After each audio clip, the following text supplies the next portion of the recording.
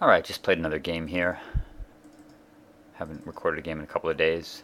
Playing Edric versus Tariel, Reckoner of Souls. Not a very good commander, but it's in pretty good colors, I suppose. Look at this draw. God. Soul Ring, Tree Speaker, 2 elves, birds, Lapse, Archdruid. Totally insane curve, insane amounts of mana, missing one rather key important thing. I would keep this with pretty much any land, probably even an Ancient Tomb, and certainly I would keep it with an island or a forest. But with no land at all, and on the draw, I decide that I need to regretfully throw it back.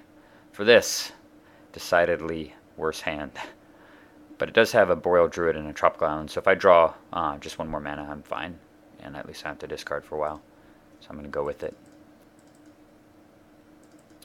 My opponent plays a Evolving Wilds. And so we are just hoping to draw any land, and I get Glenelendra Archmage. Not ideal, but at least I've got the Boreal Druid. Mountain, Marble Diamond. 3 colors of mana already. Come on, land. Merchant Scroll. Alright, well, we're now in panic mode.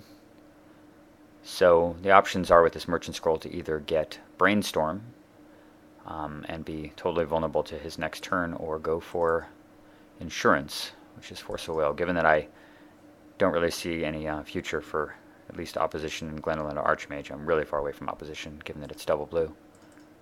So, Force of Will to just protect myself. Obviously we have a pretty high standard for what we're going to counter, though. Certainly not more mana. Alright, Zenith, not bad. Can go get a Bird of Paradise to get double blue. Alright, what's his play? 6 mana.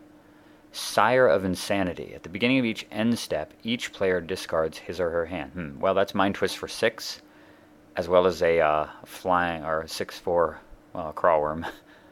I think we're going to counter that, yeah. That whole tutoring for Force of Will seemed like a good plan. I top deck Remand, which is pretty nice, given that it can draw me to some more mana. He's already got 7. Does this guy get stuff from my graveyard or both? Opponent's graveyard, so he can get his own thing. He casts Praetor's Grasp. I'm so happy to have Remand. And looking at my exiled stuff, I double checked here, but I was pretty sure that this would work anyway. I can't see the card that he got, but I can see that there is an exiled card. So when he casts Mana Crypt, well, gimme. That's so awesome. Yeah, it's the reason why I didn't counter the Praetor's Grasp. I was nearly certain he'd get Soul Ring or Mana Crypt, so I could just remand it back to my hand. So he effectively demonic tutored me for exactly what I would have gotten. Actually, it's quite amazing. And I've got Mana Crypt and Cloud of Fairies, and here he is tapping out to draw 3. Oh, beautiful. Strip Mine, Cloud, untap. Boom. Even though he has 2 mana artifacts in play, this is so insane to flip the game like that. Courtesy of his tutored Mana Crypt. I kill his land when he untaps. I was actually debating not stripping there. Reason being that I wanted to be able to, with that extra mana and untapping Mana Crypt twice, that's exactly 8, which is Terastodon. But at the same time, I really could not risk him putting 4 mana out and casting something like Wrath of God or Damnation. So too much of my game plan. And besides, if I don't draw a land next turn, I've still got the opposition plan. Flip. There's the land anyway.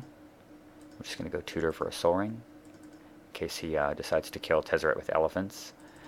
Big Papa. Smash, smash, smash. So suddenly my opponent with 7 land in play to my, I guess, 3, suddenly has 4 useless tapped lands and 3 elephants versus my Armada. And that is the game on turn 6. It's just amazing. This is one of the reasons why this Edric deck is so incredible, is that it has all of the potential to do disgusting, degenerate, elf ramp, creature swarm, weenie, counter disruption madness, and does that extremely well in many of the games. But at the same time, it also has such fantastic control elements as well. It has the ability to weather the storm of a poor mana draw or your opponent ramping quickly and come back in very, very powerful swingy faction. A game like this where I just went from being in a nearly helpless position to having him clamp down with Winter Orb followed by Terastodon the next turn, and I've got opposition to go with it. It's just the sign of an absolutely dominant, incredibly powerful deck that also happens to be fun to play. More games to come. See you soon.